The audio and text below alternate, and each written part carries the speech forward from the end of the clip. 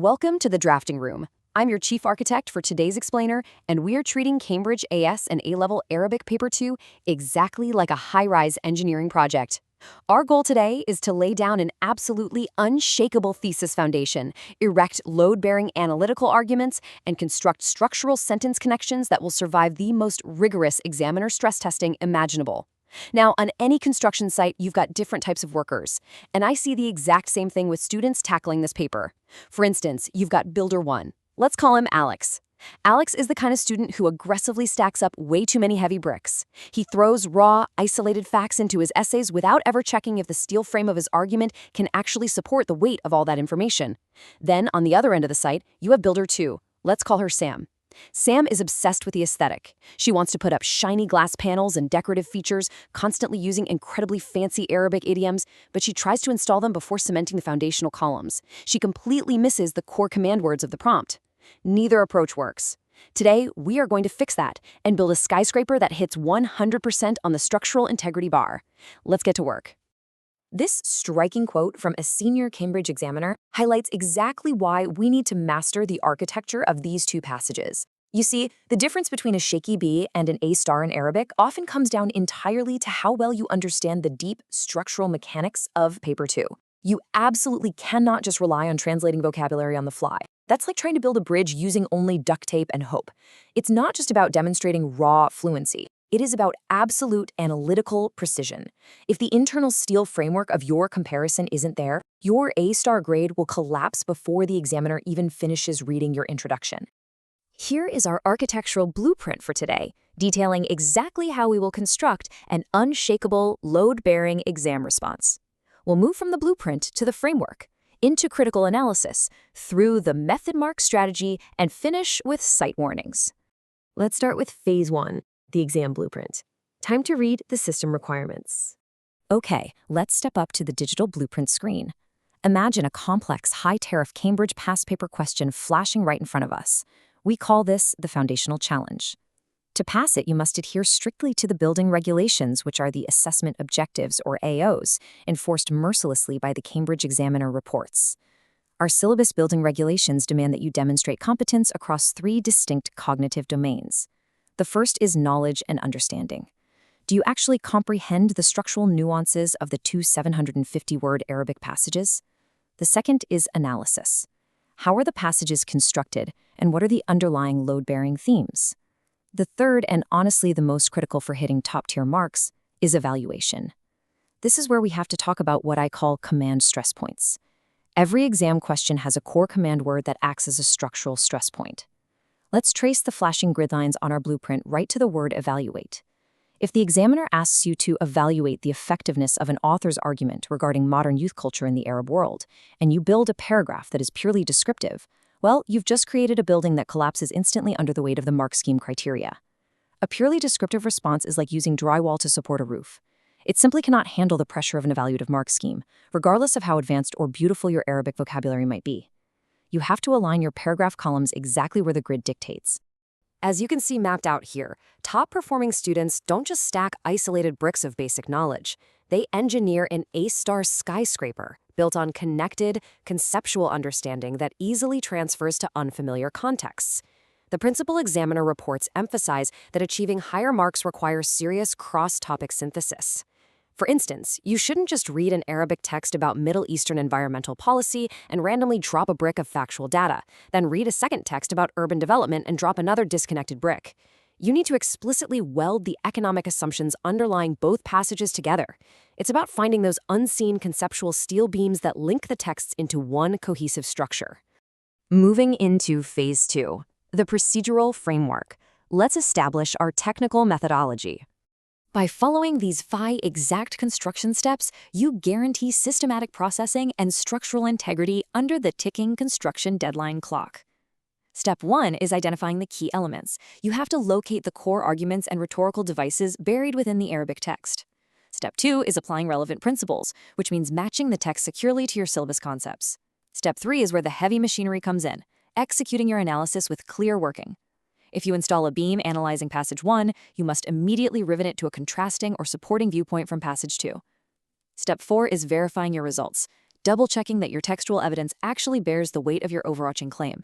And step 5 is presenting in an appropriate format, ensuring your Arabic phrasing is formal, polished, and structured correctly for an academic site inspection. Now for phase 3, building critical analysis. This is where we erect load-bearing arguments. Comparative analysis is the absolute structural core of paper 2. You have to securely bridge both similarities and differences.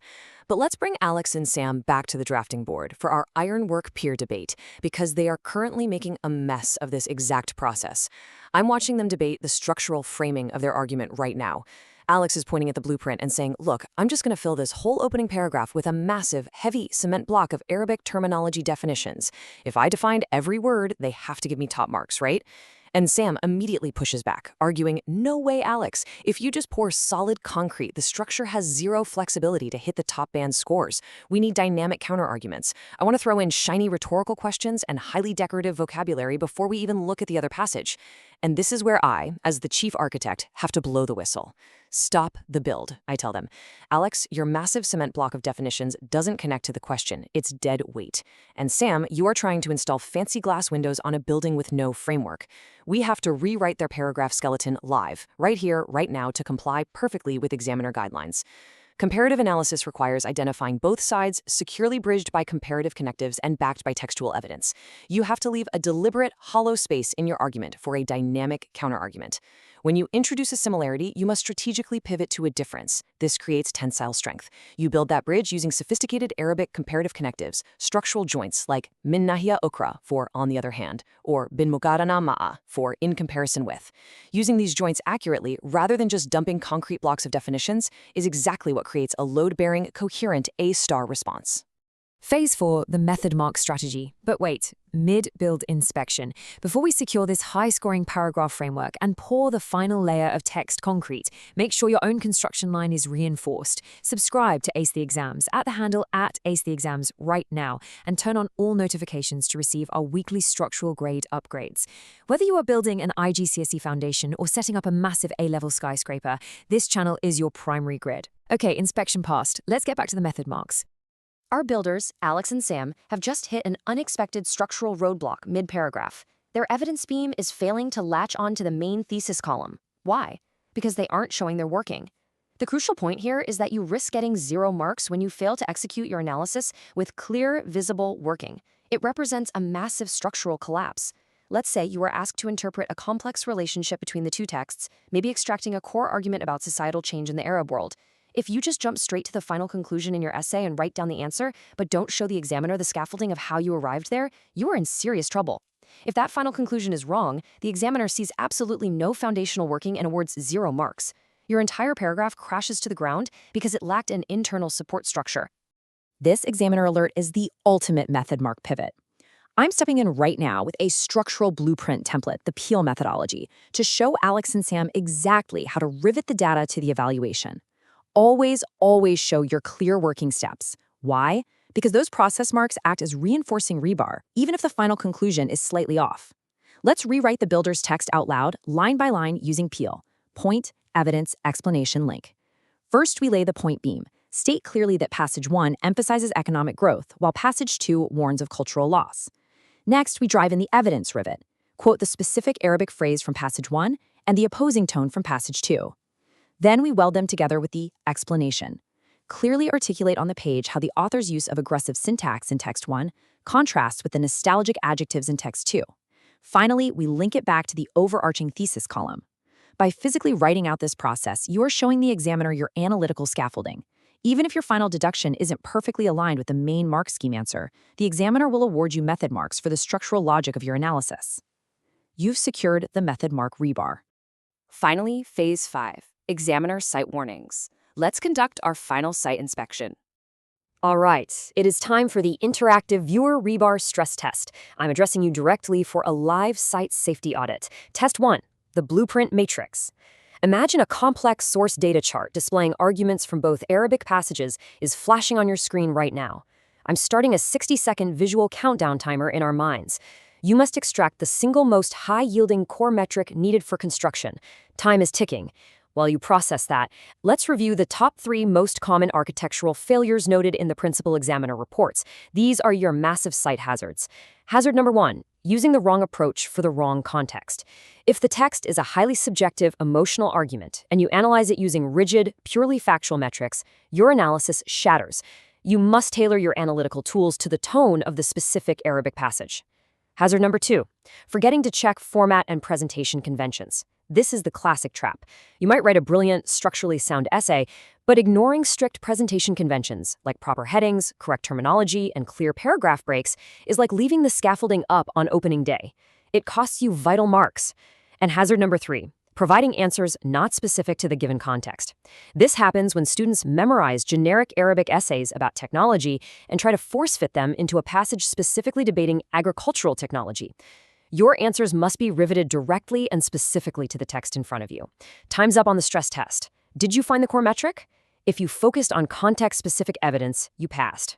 The construction timer has hit 0 and we've completed our workshop. I'll leave you with this final structural audit. When you step onto the exam site and tackle your next 750-word Arabic passage, will you just be throwing down loose bricks like Alex or hanging unsupported glass like Sam? Or will your foundational connections, your securely welded comparative connectives, and your meticulously structured evaluations withstand the ultimate examiner stress test? Take these blueprints, build something unshakable, and ace that paper.